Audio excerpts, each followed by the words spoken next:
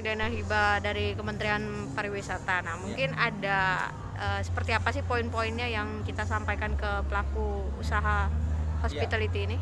Ya, sosialisasi ini kita laksanakan bekerjasama dengan inspektorat, dinas pariwisata, kemudian BPPD, ya, Dispenda ya, BPPD, dan DPMPTSB.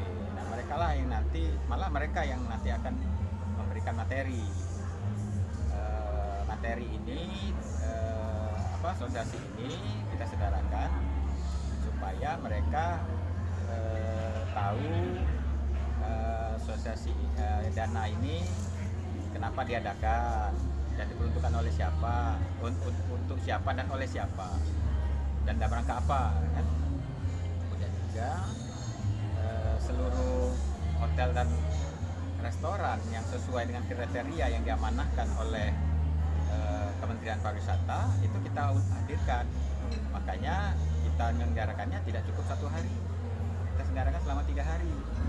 Hari pertama, hari kedua di Hotel Harbor, hari ketiga di Hotel di Alp, seperti itu. Nah, nanti semua pokoknya kita undang ke sini. Nah, tadi kan disosialisasikan yang bakal dapat itu karena dia misalnya membayar pajak hotel restoran lengkap tahun 2019.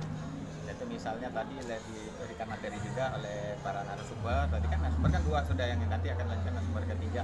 Narasumber yang pertama adalah di inspektorat, narasumber kedua itu dari BPPD. Mengatakan bahwa selain mereka membayar pajak hotel restoran tahun 2019, mereka juga harus memiliki TDUP yang masih berlaku misalnya.